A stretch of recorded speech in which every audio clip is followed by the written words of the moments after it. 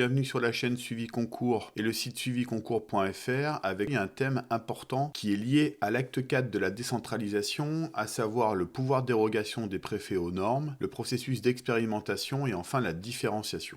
Nous allons traiter ces trois points successivement. Tout d'abord, le droit de dérogation des préfets, de quoi s'agit-il? Un décret du 29 décembre 2017 relatif à l'expérimentation territoriale d'un droit de dérogation reconnu au préfet prévoyait d'accorder de manière expérimentale et pendant 2 ans la faculté à certains préfets de région ou de département de déroger aux normes arrêtées par l'administration de l'État dans certaines conditions assez restrictives.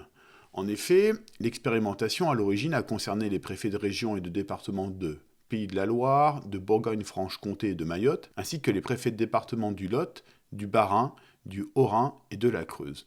L'objectif de cette mesure, de cette loi, était de simplifier le droit, également de renforcer la décentralisation, puis moduler l'application des normes au niveau local afin de répondre de manière plus adaptée et cohérente aux circonstances locales. Rappelez-vous, cette loi s'inscrit à la suite des différentes lois relatives à l'acte 3 de la décentralisation et en particulier la loi NOTRe de 2015. Selon le ministère de l'Intérieur, 183 arrêtés dérogatoires ont été pris durant ces 2 ans et 311 ont été pris ensuite depuis 2020. Ce droit a été renforcé par un décret du 8 avril 2020 relatif au droit de dérogation reconnu au préfet qui généralise le dispositif expérimenté 3 ans auparavant par le décret du 29 décembre 2017. Il prévoit en effet que les préfets de région ou de département peuvent déroger à des normes arrêtées par l'administration de l'État pour prendre des décisions non réglementaires relevant de sa compétence. En effet, fort logiquement, en raison de la pyramide des normes, le préfet ne peut pas déroger à des normes fixées par la loi ou la Constitution. Ce droit de dérogation ne peut s'exercer que dans des matières très précises. Tout d'abord, pour des subventions, pour des concours financiers et pour des dispositifs de soutien en faveur des acteurs économiques, des associations et des collectivités territoriales. Ensuite, pour des questions d'aménagement du territoire et d'application de la politique de la ville.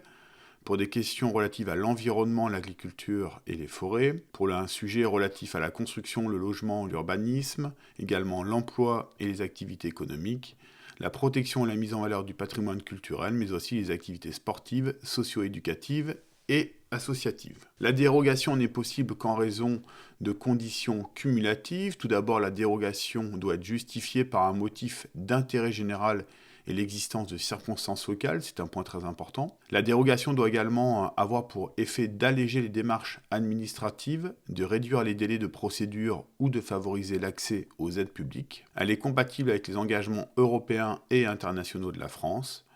Elle ne porte pas atteinte aux intérêts de la défense ou à la sécurité des personnes et des biens, ni une atteinte disproportionnée aux objectifs poursuivis par les dispositions auxquelles il est dérogé. Et enfin, la décision de déroger prend la forme d'un arrêté motivé et publié du préfet au recueil des actes administratifs de la préfecture. Le droit de dérogation des préfets est différent de l'expérimentation territoriale qui a été reconnue en premier lieu par la jurisprudence constitutionnelle avec une décision du Conseil constitutionnel du 28 juillet 1993, mais également par la jurisprudence administrative avec un avis du Conseil d'État rendu le 24 juin 1993, et puis ce droit a été ancré dans la Constitution par la loi du 28 mars 2003 relative à l'organisation décentralisée de la République. Il faut bien distinguer 2 régimes d'expérimentation. Le premier, fondé sur les dispositions de l'article 37-1 de la Constitution, qui dispose que la loi et le règlement peuvent comporter pour un objet et une durée limitée des dispositions à caractère expérimental. Ces dispositions ne doivent pas être confondues avec celles de l'article 72 alinéa 4 qui prévoit des expérimentations qui permettent sur habilitation de la loi ou du règlement aux collectivités territoriales et à leurs groupements de déroger pour un objet et une durée limitée à des normes législatives ou réglementaires régissant l'exercice de leurs compétences. La loi organique du 19 avril 2021 relative à la simplification des expérimentations engagé sur le fondement du 4e alinéa de l'article 72, renforce également le droit à l'expérimentation. Donc d'un côté, nous avons le pouvoir de dérogation des préfets qui est renforcé, mais également l'expérimentation avec cette loi du 19 avril 2021.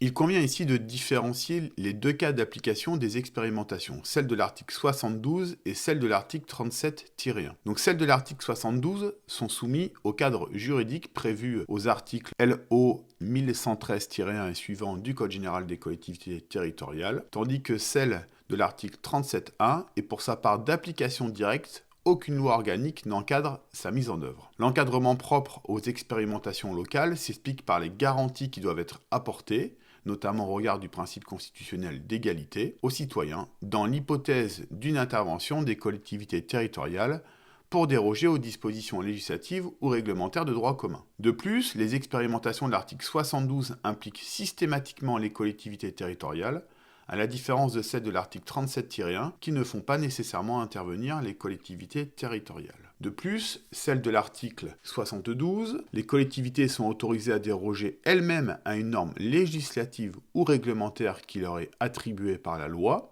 alors que celle de l'article 37.1, c'est seulement le dispositif législatif ou réglementaire qui prévoit l'expérimentation qui déroge alors à une norme. Enfin, les expérimentations de l'article 72 permettent aux collectivités de s'affranchir des règles nationales qui encadrent l'exercice de leurs compétences et d'élaborer elles-mêmes des normes adaptées à leurs spécificités, alors même qu'elles ne disposent pas d'une compétence normative en la matière. A l'inverse, celles de l'article 37-1 interviennent dans le domaine de compétences normatives de l'État, quand bien même elles peuvent être mises en œuvre tant par ce dernier que par les collectivités territoriales, par exemple le cas d'un transfert de compétences. Il convient néanmoins de relativiser la portée de l'expérimentation normative, nous indique le professeur Laetitia Janicot de l'Université Paris 1 Sorbonne. En effet, elle nous indique dans un article paru sur le site du Conseil constitutionnel que l'expérimentation, en tant qu'instrument de différenciation, révèle la faible portée juridique du principe d'égalité devant la loi. Ce principe n'interdit pas et peut même imposer au législateur, après l'évaluation d'une expérimentation, l'établissement de différenciation normative qui peut aller jusqu'à remettre en cause le principe d'uniformité de certaines règles intéressant les citoyens. De plus, contribuant au recul du principe d'égalité, nous dit-elle, l'expérimentation ne renforce pas pour autant la libre administration des collectivités territoriales. D'une part, l'État reste maître de l'ensemble du processus d'expérimentation, il l'initie, l'organise et le contrôle sans que les collectivités aient leur mot à dire. D'autre part, l'expérimentation n'emporte pas nécessairement un accroissement du pouvoir de décision locale et par voie de conséquence de leur libre administration. L'expérimentation interroge donc les principes constitutionnels, notamment ceux d'égalité et d'unité nationale, et les rapports entre l'État et les collectivités territoriales. Je vous ai également mis le lien de l'article du professeur que je vous invite à lire en entier. Enfin, dernier point, la différenciation. Quelle notion cela recouvre-t-il ? La différenciation a été généralisée par la loi du 21 février 2022, la fameuse loi 3DS, qui consacre le principe de différenciation territoriale dans la loi et renforce la capacité des collectivités à proposer des adaptations du droit à leurs particularités et à leurs attentes. Cette loi, initialement composée de 84 articles, en comporte au final 271. Son objectif n'est pas d'être la grande loi de décentralisation à laquelle appelait l'AMRF, Région de France, ou l'Association des départements de France, mais plus modestement de simplifier l'action locale, de différencier les solutions, de rapprocher l'État du terrain, de lever les freins inutiles et de faciliter le quotidien des collectivités et de leurs élus, avait indiqué alors à l'époque la ministre de la Cohésion des Territoires, Jacqueline Gouraud. Il s'agit en réalité d'une loi très technique sur de nombreux points, notamment des transferts de compétences. L'article 1er de la loi affirme le principe de différenciation des règles relatives à l'attribution et à l'exercice des compétences des collectivités territoriales. En effet, l'article 1111-3-1 du CGCT affirme que les règles relatives à l'attribution et à l'exercice des compétences applicables à une catégorie de collectivités territoriales peuvent prendre en compte, toujours dans le respect du principe constitutionnel d'égalité bien évidemment, les différences de situation entre les collectivités en vue de donner plus de souplesse au cadre de leurs actions. Cette disposition consacre une jurisprudence constante du Conseil constitutionnel. Ainsi, en fonction des particularités géographiques, démographiques, économiques ou sociales des collectivités, ou bien de leurs contraintes propres, la loi peut prévoir une différenciation, d'une part, des compétences au sein d'une même catégorie de collectivités, et d'autre part, des normes qui régissent l'exercice des compétences des collectivités appartenant à une même catégorie. L'article 2, quant à lui, renforce le droit des collectivités à proposer des modifications ou des adaptations du droit applicable à leurs compétences, leur organisation ou leur fonctionnement. Cet article étend et rend plus effectif le droit des collectivités à présenter des propositions de modification ou d'adaptation des dispositions législatives ou réglementaires en vigueur ou en cours d'élaboration concernant leurs compétences, leur organisation et leur fonctionnement. En effet, avant, ce droit n'était reconnu qu'aux départements d'outre-mer, qu'aux régions de droit commun et d'outre-mer, qu'à la collectivité de Corse et aux collectivités territoriales de Guyane et de Martinique. Ce droit est désormais étendu aux départements de droit commun. De plus, une disposition commune aux articles précités du Code général des collectivités permet explicitement que les propositions de modification ou d'adaptation du droit peuvent porter sur une différenciation des règles applicables à l'attribution et à l'exercice des compétences dévolues aux collectivités territoriales. Ainsi, dans le cadre du principe de différenciation affirmé au nouvel article 1111-3-1 du Code général des collectivités territoriales, une collectivité peut proposer, afin de tenir compte de ses spécificités, que la loi ou le règlement lui permettent d'appliquer des règles d'attribution et d'exercice des compétences différentes de celles qui s'appliquent à l'ensemble des catégories de collectivités territoriales. La procédure applicable aux propositions de modification ou d'adaptation du droit est mieux encadrée. Les propositions seront désormais transmises lorsqu'elles portent sur des modifications ou des adaptations aux dispositions législatives, en plus du Premier ministre et du représentant de l'État dans le département, au président de l'Assemblée nationale et du Sénat, après l'adoption par l'Assemblée délibérante de cette sollicitation et de cette proposition. Le Premier ministre accusera alors réception des propositions qui lui sont adressées et le gouvernement établira un rapport public annuel présentant l'ensemble des propositions transmises par les collectivités et exposant les suites qui leur ont été données. Un rapport sénatorial, notamment rendu par la sénatrice Françoise Gatel, désormais ministre en charge de la ruralité, a été rendu sur cette question. Il s'agit d'un rapport du 23 mai 2024 et ce rapport fait un maigre bilan de la loi 3DS et de son application, notamment sur la différenciation. Les sénateurs Gatel et Brisson rappellent qu'il a fallu attendre la loi 3DS pour que des possibilités de différenciation soient permises dans la loi. Les lois littorales de 86 ou montagne de 85 avaient déjà permis des dérogations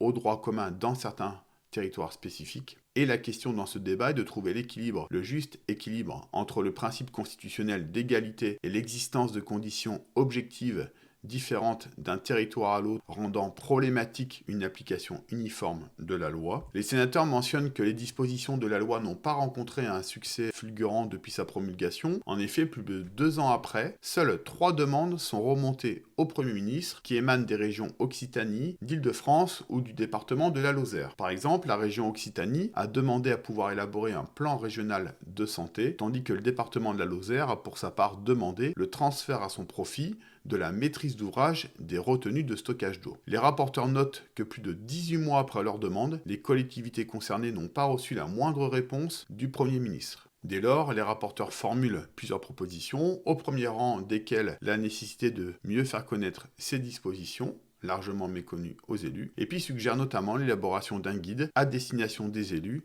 et la mise en place d'une procédure au travers de laquelle l'État pourrait réellement accompagner les collectivités et leur faciliter la tâche. Il demande également que l'État réponde obligatoirement à ces demandes dans un délai de 6 mois maximum et de façon motivée. Les deux rapporteurs, Françoise Gatel et Max Brisson, remettent donc l'idée d'une révision constitutionnelle qui permettrait d'autoriser les collectivités de même catégorie d'exercer des compétences différentes. Il recommande de réviser l'article 72 de la Constitution, mais sans créer un droit d'exception qui viendrait mettre à mal les principes d'unité et d'indivisibilité de la République. Il s'agirait ici de dépasser une difficulté majeure. En effet, comme l'a tranché le Conseil constitutionnel, une différenciation sur les compétences n'est possible à ce jour qu'à partir du moment où le législateur justifie que la collectivité concernée se trouve dans une situation objective de situation par rapport aux autres. Or, cette notion de différence objective de situation est floue et introuvable en droit. En faisant évoluer l'article 72, il deviendrait possible à une collectivité de déroger de droit pour un objet limité et de façon pérenne à ce qui est prévu par la loi. À très bientôt sur la chaîne.